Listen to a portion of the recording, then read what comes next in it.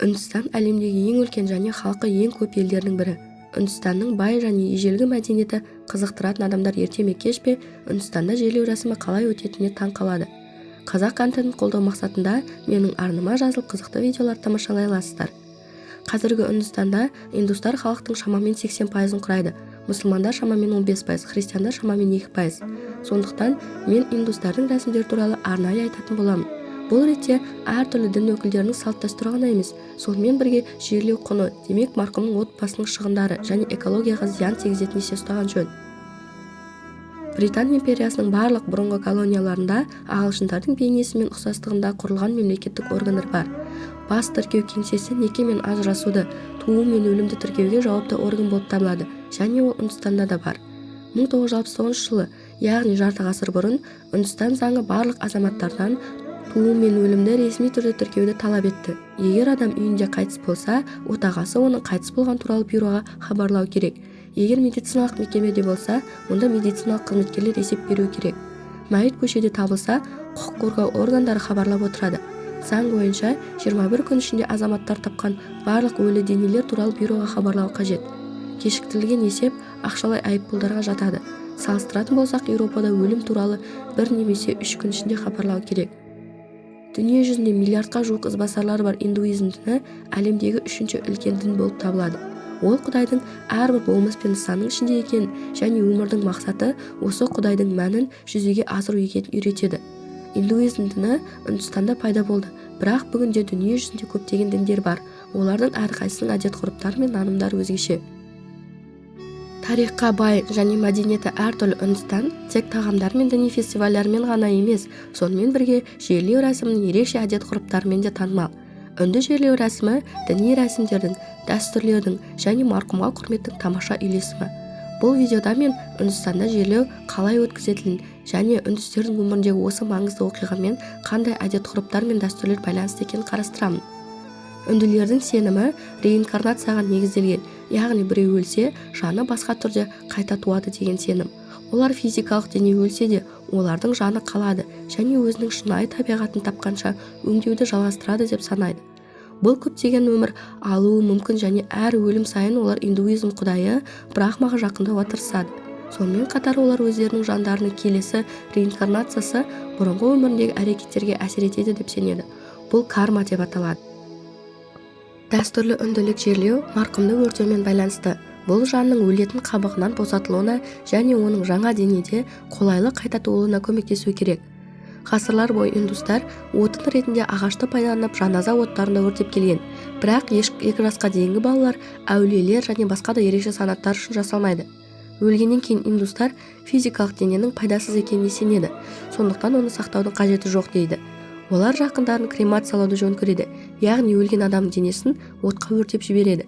Өйткені бұл жанды босатудың және реинкарнацияға көмектесудің ең жылдам жолы деп санайды. Тарихи деректерге сүйенсек, үнділіктердің кремациялары Үндістандағы Шмасхан деп аталатын арнайы орындарда өтеді. Канг өзенінде болады. Отбасы табытты крематория алаңына апарады. Қазіргі уақытта индустарды кремациялау орнында және жерлеу үйлерінің көпшілігінде үнділерді кремациялау дәстүрлері мен рәсімдері орналаса алады. Дәстүр бойынша индустардың жерлеу рәсімдері діни қызметкер, әдетте индуизм діни қызметкері немесе марқұмның үлкен ұлы басқаратын әндер немесе мантралар түрінде болады. Олар отбасы мен достарын жинап, оларды әртүрлі индуизмнің өлім рәсімдері арқылы жүргізеді. Оған мыналар кіреді. Бірінші, денені май, бал, сүт және йогуртпен жуады. Марқұмның басына эфир майларын жағады. Әйелдерге куркума, елдерге сандал ағашы. Алақандарын дұға ету үшін жайып, аяқтарының үлкен саусақтарын біріктіреді. Марқұмның денесін әдемі, заманауи киіммен киіндіріп және дәстүрлі ақ жаймаға орайды. Жақын адамдардың айналасына гүл шоқтар мен пинда, күріш шарларын қояды. Бастарына шамды қойып, немесе денелеріне су шашады. Үнділердің жерлеу рәсімдеріне сәйкес, дене кремацияға дейін үйде болу керек. Әдетте қайтыс болғаннан кейін 24 сағат ішінде үнділерді кремациялаудың қысқа мерзіміне байланысты бальзамдау қажет емес деп саналады. Қайтыс болған адамның үйіне туған туыстар мен достары жиі барып көңіл айтады.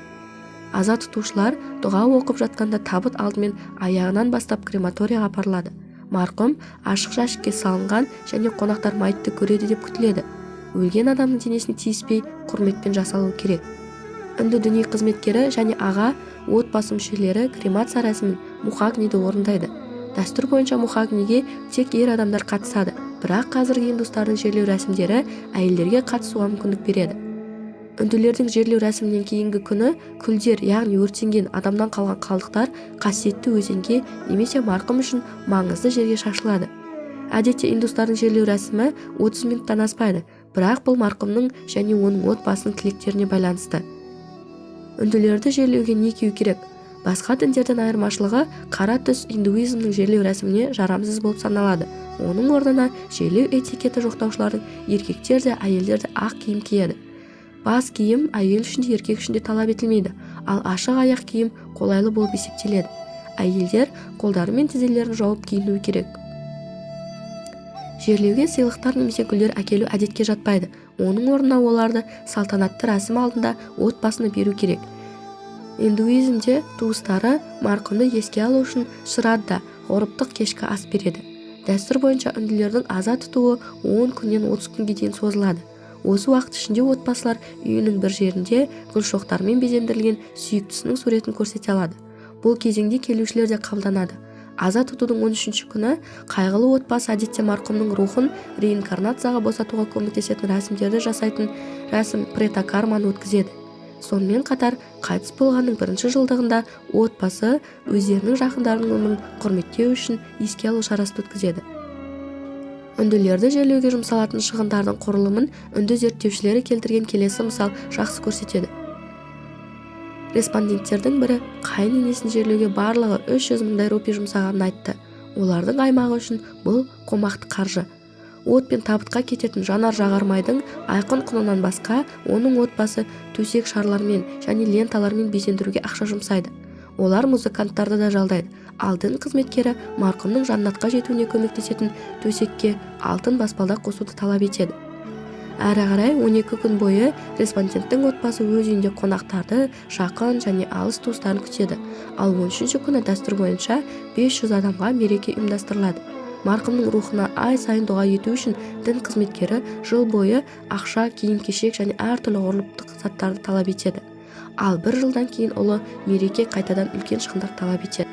Үнді қоғамның орта тапқа жататындығы бұл респондентке қарызға батып кетпеу үшін жинақтарын құрбан етуге мүмкіндік береді.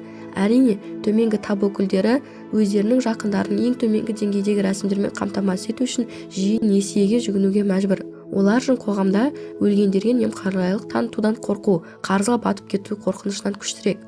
Үнді жерлеу рәсімі қайтыс болғандармен қоштасу ғана емес, сонымен қатар терең діни және мәдени сәт. Жерлеу дәстүрлері Үндістанның әртүрлі мәдениеттері мен діндерін көрсетеді. Осы мәдени байлықты сақтауда осы дәстүрлерді құрметтеу және қиын уақытта отбасын қолдау маңызды рөл атқаратынын есте ұстаған жөн. Дәстүрлі үнділік отты жерлеу рәсімдеріндегі негізгі шығын факторы ағаш отыны. Адам денесін ағашқа күйдіріп жерге түсіру өте қиын. Салмағы 70-90 келі болатын ересек адамға ағаштың сапасына байланысты 350-ден 500 келіге дейін отын қажет болуы мүмкін. Ал отын жеткіліксіз болса, қаңғыбас жануарлар жақын арада жартылай күйген денеге шабуыл жасайды. 1 килограмм ағаштың бағасы жүздеген мыңдаған рупиге дейін өзгеруі мүмкін болғандықтан, жерлеудің жалпы құны отбасы мен аймақтың әлеуметтік жағдайына байланысты бірнеше рет өзгереді. Үндістандағы электр және газ крематорийлері қазіргі уақытта сирек кездеседі. Олардың 10 шақтысы ғана бар, және әзірге олар тек ірі қалаларда. Олардың таралуына діни көзқарастар кедергі келтіреді. Егер дене крематорийді өртенсе, көптеген дәстүрлі рәсімдерді орындау мүмкін емес. Мысалы, бір дәстүр бойынша әкесінің жерлеу рәсімінде үлкен ұлы бамбук таяқшасын алып, от қойғаннан кейін бірден марқұмның бас сүйегін жарып тастау керек. Осы видео ұнатса, лайк басып және арнама жазылып мені қолдасаңыз алғысым шексіз қадірменді көрермен. Менің арнамнан алда осындай қызықты және таңғаларлық видеороликтер тамашалайсыздар. Сіздермен болған Арай Факт арнасы.